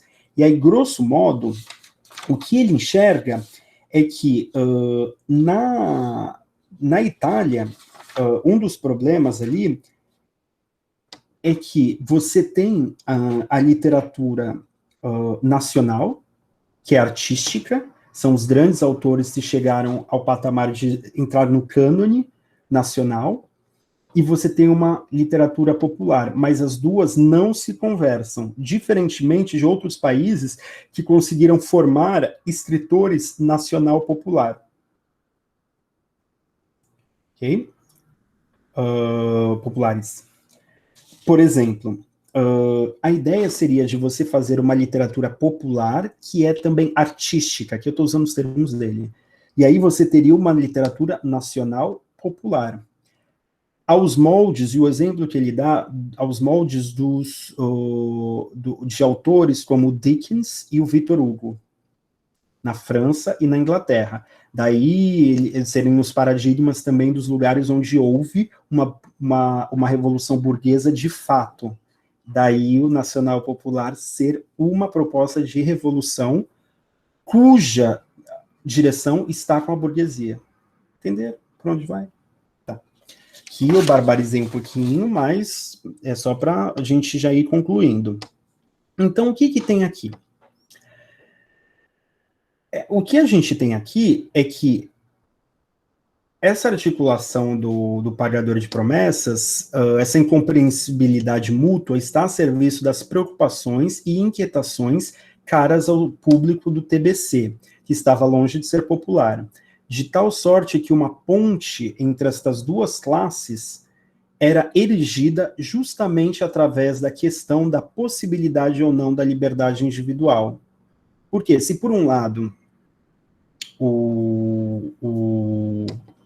o Zé do Burro ele não consegue afirmar a sua liberdade individual porque a cidade o oprime, a igreja o oprime, a polícia o oprime, saiu do campo da família. O Diderot fala, não há nada que não possa ser representado ou decidido que não possa ser colocado num diálogo de um pai de família. É claro, no âmbito da família, você consegue fazer tudo isso, né, às vezes. Aqui, então, tem isso. E, ao mesmo tempo, ele consegue articular, se articular no sentido de fazer valer a sua liberdade individual. Então, você tem aqui uma contradição e uma temática que importa para ambas as classes, né? Um nível de abstração que importa para ambas as classes. E essa é a ponte. Não é à toa que já em 1975, com a adaptação de O Berço do Herói, de 63, para a teledramaturgia da TV Globo, a Rede Globo, sob o título provisório era do Rod Santeiro, A Fabulosa História de Rod Santeiro e Sua Viúva, a que era sem nunca ter sido. Procurava retomar a velha temática do Brasil interiorano, que tanto atraía o público médio das cidades brasileiras e que mobilizava sentimentos nostálgicos. O Roque Santeiro, então, Roque Santeiro, ele é baseado e aí a gente conclui e continua na sexta-feira. O Roque Santeiro, ele é uma telenovela baseada, é o script, né, baseada numa peça de 1963, chamada O Berço do Herói. Basicamente, era a história de do Cabo Jorge, que foi lutar na Segunda Guerra Mundial e que acabou não voltando por uma série de razões e que ele acabou virando um herói para a cidade. E depois descobriram que ele não era um herói, nem coisa nenhuma, porque ele volta, né, o retorno do filho pródigo. E basicamente é isso. O Rod Santeiro é uma adaptação disso, por quê? Porque a peça ela foi censurada já na época. Ele nunca... Essa peça, para vocês terem uma noção, o Dias Gomes ele ficou tão famoso, tão popular, que ele era uma figurinha carimbada na censura. Essa peça, por mais que ela tenha sido escrita em 63, ela só foi encenada pela primeira vez em 76 e num teatro de uma universidade nos Estados Unidos, na Pennsylvania State University. Então, o Rod Santeiro, ele chegou a escrever 51 capítulos para a primeira versão, que começou a ser filmada em 75, em plena vigência do AI-5, tudo isso. Toda essa história, ela é contada aqui, é deliciosíssima no livro da Laura Matos, está no... Deliciosíssima, é meio mórbido, né, falar uma coisa dessa, devia ser um saco, né, mas assim, é quase, digamos assim, anedótico, é uma coisa assim, meio exótica, ver os pareceres dos censores e tal, uma coisa assim, é muito importante da gente ver essas coisas, na verdade, porque, assim, de uma coisa assim, umas coisas assim muito absurdas. Ele tentou, então, porque como a peça só inaugurou o Berço do Herói, ela mesmo antes dele tentar emplacar o Rod Santeiro a primeira vez na Globo, em 75, o Berço do Herói ainda não tinha sido montada no Brasil. Então, ele mudou a história, tirou vários elementos, né, principalmente o elemento militar. Agora, o Rod Santeiro era um fazedor de santos, um santeiro, Roque Duarte, o nome dele, que quando a pequena cidade Asa Branca, uma cidade no agreste baiano, lembrando, agreste é o quê? Você tem a região da mata, litorânea, agreste é a transição entre a zona da mata e o sertão, que é mais seco e tal. a cidade Asa Branca ela é invadida pelos, eu acho que é cangaceiro, não sei, é um crime organizado, sabe? Invadem a cidade do Navalhada e ele, aparentemente, ele fica, luta, e cada um conta uma versão, fica, luta, briga e se sacrifica pela, pela cidade, né, para eles não roubarem o, o aquele, gente, agora eu esqueci completamente. Aquele um tesouro que tem no altar, que é feito de bronze, de ouro, às vezes eu esqueci o nome, suspensório, eu esqueci agora, mas tudo bem. E aí ele morre e tal, e é isso, ele vira o herói da cidade. E a lama, onde ele foi morto pelo navalhada e tal, vira uma lama mágica, que as pessoas vêm, romeiros, peregrinos do Brasil inteiro, vêm, do mundo inteiro, vêm para se usar a lama e se curar de doenças e tudo isso. E aí passam 17 anos, e o Dias Gomes é um safado.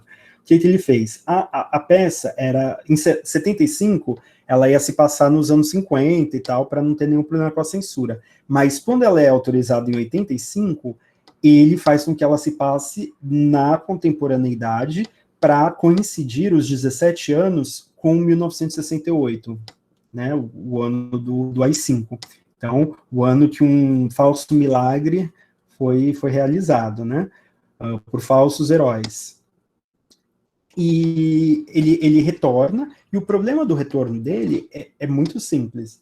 A cidade, ela prosperou muito devido à fama dos milagres do santo da cidade, do herói da cidade.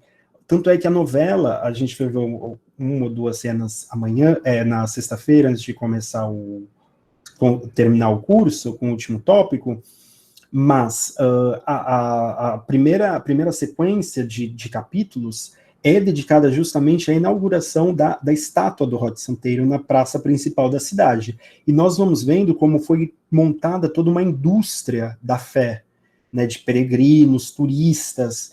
E então a cidade é de fabricação de medalhas, de santos, de relíquias.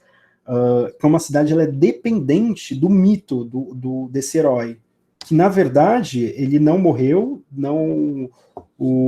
ele levou o dinheiro, estava sendo roubado de todo mundo, e voltou para devolver porque ele estava com uma dor na consciência.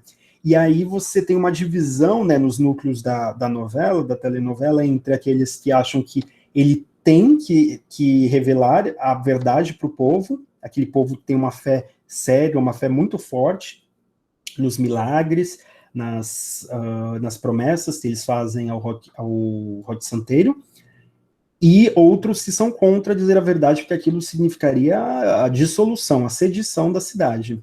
E aí ele mistura aqueles elementos de realismo fantástico e tal, junto com a sátira social, né, que ele é muito afeito. E aqui nessa divisão, você também tem uma divisão que é muito importante, que a censura ela foi para cima mesmo em 85. Mesmo em 85, a novela, ela sofreu forte censura, porque já era o governo Sarney, já era a Nova República, porém o sistema de censura ele ainda não tinha sido desarticulado, por uma série de razões. Mas a principal é que o departamento SNI, se eu não me engano, é Serviço Nacional de Informação, uma coisa assim, ele tinha mais de 2.500 funcionários. Então, e a censura pegou muito pesado nessa questão da teologia da libertação, porque na telenovela você tem dois padres. O padre Hipólito, que representa a ala tradicionalista da Igreja Católica, e o padre Albano, que representa a ala da teologia da libertação, que surge no bojo das ligas camponesas, né, que procurava fazer na América Latina uma associação entre catolicismo e marxismo. De novo, igual nacional popular, você pega a forma, deixa outra, enfia qualquer coisa, né, descaracteriza, desconfigura. Ali você também tem a questão dos proprietários de terra, o progresso, a indústria, você tem toda uma sátira em relação a como são feitos os filmes, porque eles estão fazendo um filme chamado A Saga do Roque Santeiro, e aí eu concluo só com alguns breves comentários sobre a novela, para a gente concluir amanhã. Bom, o Roque Santeiro, então, é uma novela escrita pelo Dias Gomes e o Aguinaldo Silva, foi exibida pela Rede Globo, foi a novela mais assistida, com maior audiência, né, da Rede Globo, no horário das 20. Isso também foi uma polêmica muito grande, porque o que inviabilizou a novela em 75 foi justamente que ela estava sendo feita para o horário das 20 horas, ia ser a estreia do Dias Gomes no horário nobre da Rede Globo, que era para jovens de 12 anos, a classificação. Na véspera, por uma série de razões, e aí tem uma série de razões muito importantes para que isso tenha acontecido, a ditadura militar muda, o departamento muda radicalmente o parecer sobre a novela, por uma série de razões, e proíbe que ela seja veiculada no horário das 20, mudando a faixa para as 22, e corta uma série de coisas, umas que, de fato, eles já imaginavam que eles fossem para cima, mas também outras que não tinham nenhum propósito, dando a entender que eles estavam querendo simplesmente que a novela não fosse ao ar. E, de 75 a 85, tanto Dias Gomes quanto a Rede Globo tentaram colocar a novela no ar quase anualmente. Eles faziam pedidos, iam lá, faziam lobby, e essa novela ficou uma espécie de símbolo da censura, da ditadura. Por quê? Porque era isso. A Laura Matos, ela dá a seguinte razão para eles terem recusado, né, o que acontece em 74? Em 74, a situação se agravara. Em novembro de 74, com as eleições legislativas, cujo resultado foi péssimo para o governo, representante da oposição, o MDB, recebeu 4 milhões de votos a mais do que a Arena, governista, para o Senado, ficando com 16 das 22 vagas em disputa. Na Câmara, conseguiu 44% das cadeiras, 161 contra 203 da Arena, além da maioria em assembleias de estados importantes como São Paulo, Rio de Janeiro e Rio Grande do Sul. A caçada ao PCB tinha também o objetivo de buscar depoimentos e provas de que a vitória da oposição legalizada se dera com o apoio clandestino dos comunistas. Se os porões estavam em plena atuação, tornara-se clara a falta de respaldo à ditadura na sociedade, que, diante do resultado eleitoral e do fim da luta armada, colocava a volta da democracia no centro do debate nacional. Mas o aparato repressivo resistia. Em 16 de junho, um informe do CIE, um departamento de censura, intitulado Estado e Apreciação sobre a Revolução de 64, defendia que a abertura já andou demais, já era hora de envolvê-la em hábil entorpecimento. O Geisel estava na época, o Geisel, ele chegou a ir à TV, né, nesse climão de pressão e de desgovernos. O Geisel, ele foi à TV em 1º de agosto de 75, a data que estava marcada para começar, eles começaram a gravar. Eles alugaram, eles fizeram a Globo perdeu muito dinheiro, porque eles chegaram a fazer uma cidade cenográfica em Guaratiba, uma coisa assim, a 1 hora do Rio de Janeiro, e foi tudo cancelado quase na véspera. Tudo foi proibido quase na véspera. Eles já tinham chegado a gravar, se eu não me engano, uns 20 episódios da novela. O Geisel foi à TV em cadeia nacional deixar claro os limites da distensão. Em um longo discurso com 18 páginas e 3.704 palavras, com conteúdo que ia de saneamento básico a salário maternidade, o então presidente guardou as últimas para esclarecer que os falatórios sobre a abertura política absolutamente não correspondem à realidade, mas constituem fruto da imaginação e, por vezes, além do que contém de intriga e de ação negativista, representam apenas o desejo íntimo de seus autores. Conhecido como Pá de Cal, o pronunciamento rejeitou o fim do AI-5, a revogação do decreto de lei número 477, que previa punição a alunos e professores considerados subversivos, a revisão da Lei de Segurança Nacional, essa está aí até hoje, né? E a promulgação de uma anistia ampla. O presidente afirmou textualmente que o governo não abrirá mão dos poderes excepcionais de que dispõe, e encerrou assim: ajudem-nos, Deus. Deus nos acuda foi o corre-corre para gravar e editar os 10 primeiros capítulos de Hot Santeiro a tempo de serem liberados pela censura. Mas, em 20 de agosto, uma semana do lançamento, veio a bomba. A mesma censora que havia lido a íntegra dos 20 primeiros capítulos e aprovado todos eles para as 20, vê se o tema abordado não influiria negativamente na formação psicossocial e moral do jovem adolescente dos dias atuais, mudou misteriosamente de opinião. Ao assistir os tapes, essa censora, ela declarou que não dava mais. Além de mudar a classificação para as 22, os técnicos ainda exigiram diversos cortes, alguns deles de cenas inteiras. A Globo chegou até fazer um edital, editado pela própria mão do Roberto Marinho, criticando isso, achando isso um absurdo, né? Foi um momento bastante tenso e tal, que eles até acharam que a Globo fosse perder a concessão, mas aí eles recuaram e tal, mas não foi, a novela só foi autorizada com ainda alguma censura em 85, 10 anos depois. Então tá. Em primeiro lugar, o gênero da telenovela, e eu concluo com isso mesmo, é importante colocar esse tele, porque senão novela fica uma coisa muito vaga.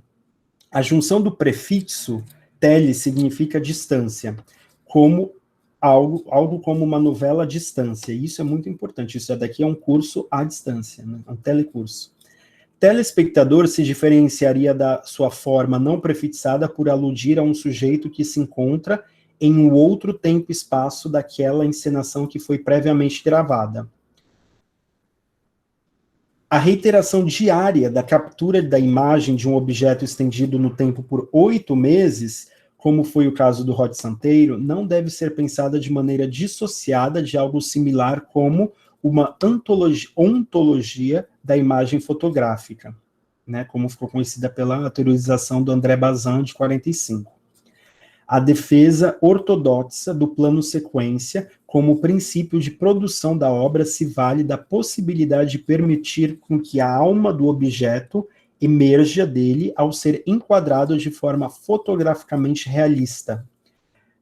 Ali também, nesse livro, você tem vários relatos de como eles fizeram laboratório, contrataram psicólogos, fizeram curso de treino de sotaque, tudo para criar essa atmosfera realista, de transe, de ilusão, para as pessoas verem a novela como uma janela para a realidade. É o reavivamento da forma do drama burguês do século XVIII. Né? E passando todos os dias. Né? Todos os dias. Porque a novela nunca acaba. Ela foi, a princípio, pensada para preencher o tempo de mulheres donas de casa à noite. Por isso, se ela é para preencher o tempo, o tédio, para não deixar com que as mulheres ficassem entediadas, ela não pode ter fim. Porque o tédio não tem fim. Porém, a surpresa, que aí tem outro livro, que é esse daqui também, que é muito bacana e está na bibliografia do curso, que é o Brasil Antenado, a Sociedade da Novela. Mostra como, na verdade, a telenovela ela foi um elemento cultural, uma forma cultural policlassista. Ela se espraiou para todas as classes sociais. O projeto do Hot Santeiro deu certo nesse sentido. Por quê? Porque ele conseguiu, de fato, criar uma cultura nacional popular, nesse sentido, de que abarcava desde as pessoas mais pobres até pessoas da elite. E aí, para concluir mesmo, a duração no tempo do encanto da aparência psicologicamente possível e factualmente plausível é crucial para o enquadramento do popular e supostamente comum.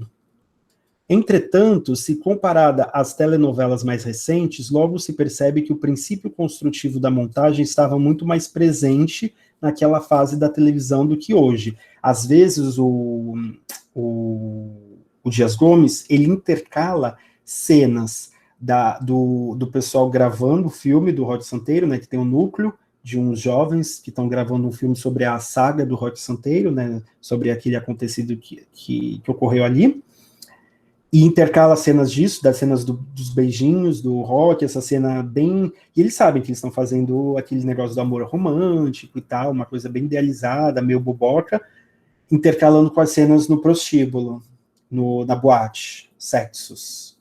Né? Então, você vê que tem ali no Rod Santeiro ainda alguns resquícios disso.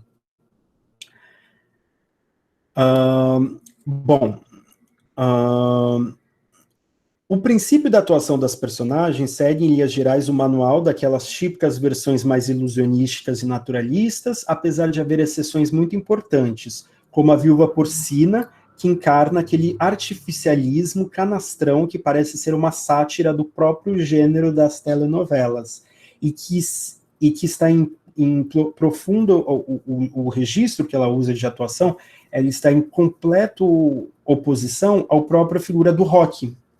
Por quê? Porque o Rock Santeiro, interpretado pelo José Wilker, como ele era um herói, provavelmente a escolha do registro da atuação, da dicção, foi a de um cara completamente banal, morto, sem nenhum charme, uma coisa assim bem,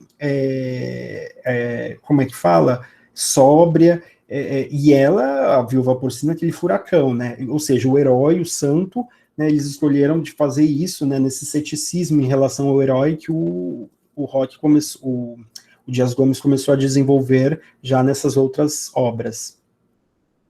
Por outro lado, temos uma trama repleta de sequências sobrenaturais e comportamentos supersticiosos, o que, de certo modo, contrasta com o registro mais verossímil. A sonoplastia e a trilha sonora jamais são convidadas a se contrapor ao texto ou à imagem, ou seja, a série de elementos constitutivos da telenovela são sempre diegéticos e fazem pouca coisa além de reforçar o sentido dominante do transe narrativo, né?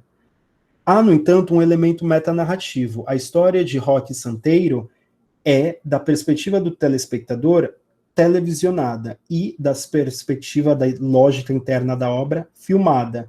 Então você tem uma espécie de metacrítica dentro da novela, que é o núcleo do filme, que está meio que tirando sarro das produções cinematográficas.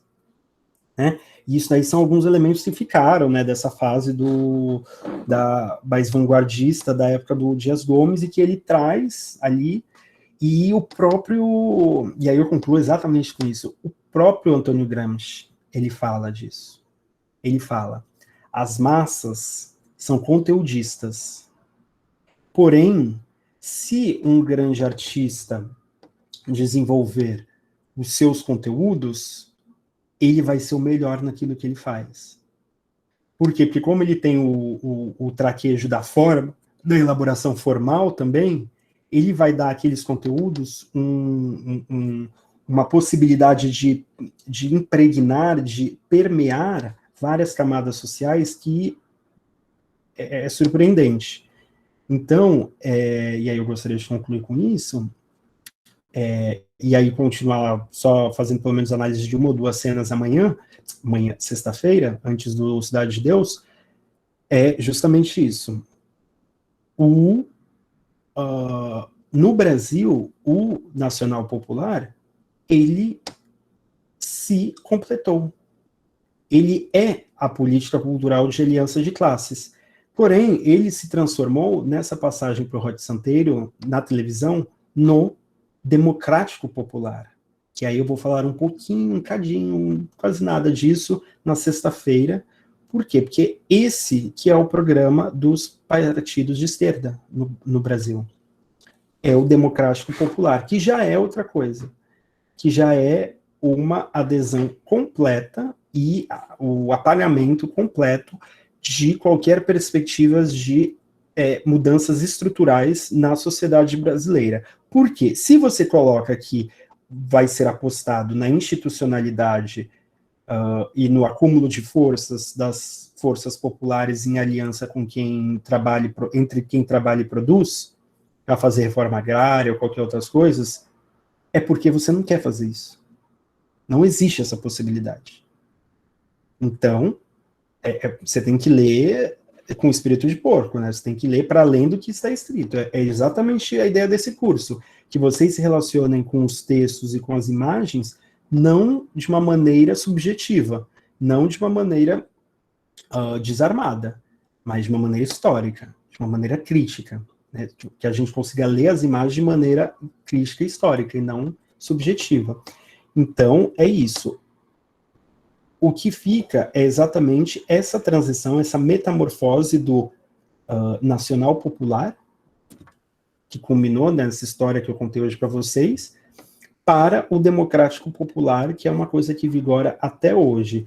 E pode ser que até essa repactuação que acontece na transição da ditadura para a nossa democratura, para a República Nova, essa espécie de liberalismo progressista, de pacto de uma política de costumes, uma cultura mais progressista e uma política econômica consensual de arrasa quarteirões, é possível que esse pacto nós estejamos presenciando o rompimento desse pacto por parte de setores da sociedade brasileira, tanto de baixo quanto de cima. Bom, gente, obrigado pela atenção de vocês, é isso por hoje. Se alguém tiver alguma colocação, alguma questão, por favor, coloquem. Depois vai ficar gravado, registrado. Se eu não me engano, o Renato Ortiz, no Moderna Tradição Brasileira, discute essa apropriação do nacional popular pela indústria cultural que se consolidava na década de 70. Bacana a referência. Jefferson. Franco Zapari também foi fundador da Companhia Cinematográfica Veracruz. Boa. Isso é uma boa referência. Ok, Rafael, boa noite, boa noite. Gente, é isso, então, por hoje. Muito obrigado pela participação, vejo vocês na sexta. Desculpa ter me alongado um pouco, mas é porque como atrasou tudo. Então, na sexta-feira, nós concluímos o nosso curso, às 6 horas, terminando o Rote Santeiro e fazendo a discussão do Cidade de Deus. Um beijo, um abraço e fiquem bem, tá bom? Até sexta-feira, então.